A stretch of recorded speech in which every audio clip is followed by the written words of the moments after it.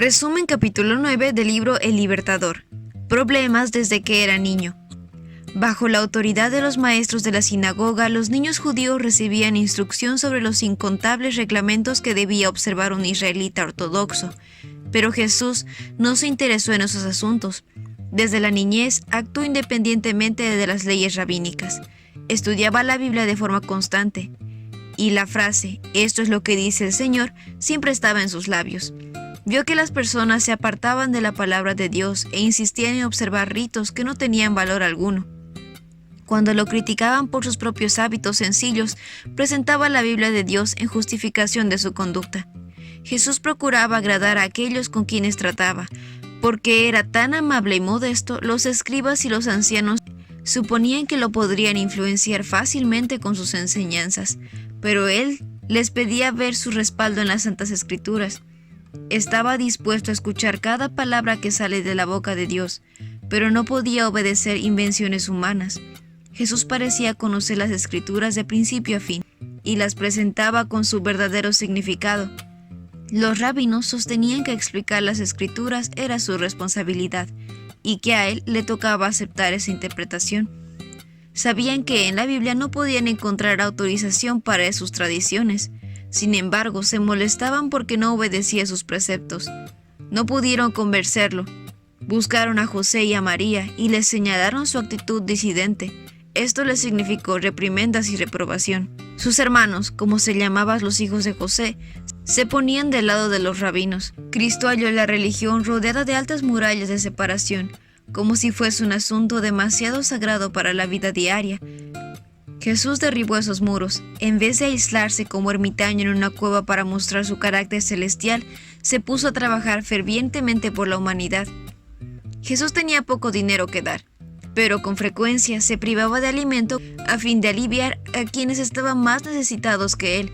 Cuando sus hermanos hablaban duramente a personas pobres y degradadas, Jesús les dirigía palabras de aliento. A los que necesitaban les daba un vaso de agua fresca y ponía discretamente su propia comida en manos de ellos. Todo esto desagradaba a sus hermanos. Ellos eran mayores que Jesús y les parecía que él debía obedecer sus órdenes. Lo acusaban de creerse superior a ellos y de ponerse por encima de los maestros, sacerdotes y príncipes. Con frecuencia trataban de intimidarlo, pero él seguía adelante, haciendo de las Escrituras su guía. Los hermanos de Jesús sentían celos de él y manifestaban incredulidad y desprecio decididos. No podían comprender su conducta. No podían explicar su constante serenidad bajo las pruebas y las privaciones. Los hermanos de Jesús no lo comprendían porque no eran como él. Al estar mirando a los demás, se habían apartado de Dios y no tenían el poder divino en su vida. Las formas religiosas que observaban no podían transformar el carácter.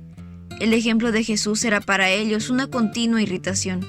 Él odiaba el pecado y no podía presenciar un acto malo sin sentir un dolor que le fuera imposible ocultar. Por cuanto la vida de Jesús condenaba lo malo, las personas se le oponían y hablaban con desprecio de su abnegación e integridad.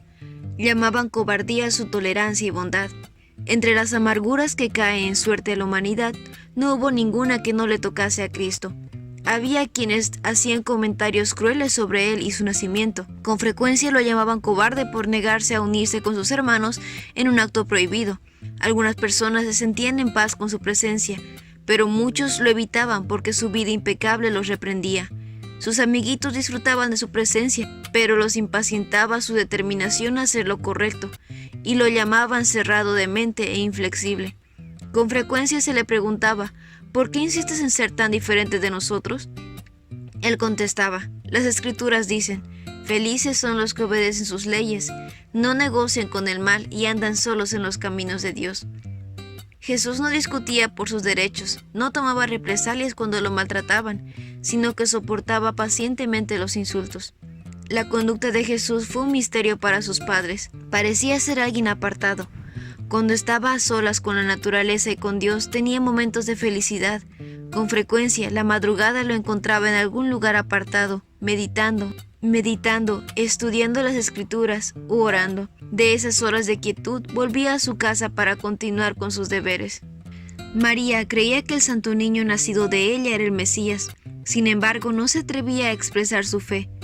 Durante toda la vida terrenal de Jesús, ella compartió sus sufrimientos, veía con pesar las pruebas que tenía que enfrentar en su niñez y juventud.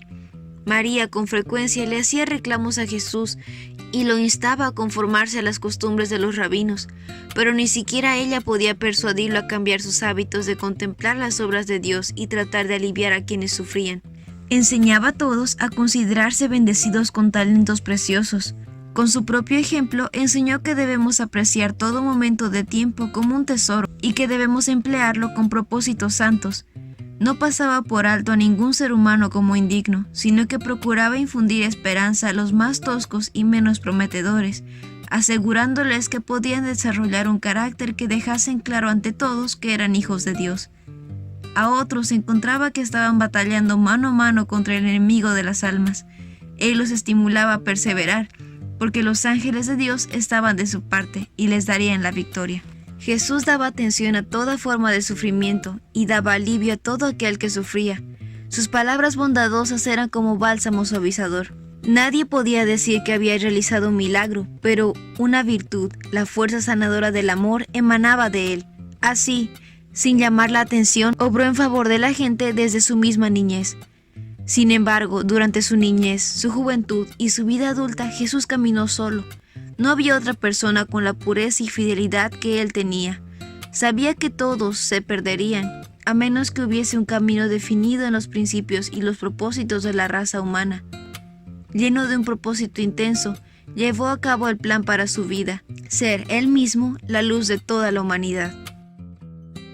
Ese fue el resumen del capítulo 9 del libro El Libertador. No olvides compartir este video con tus compañeros de clase o con las personas que tú creas que puedan necesitar este resumen. Nos vemos la próxima.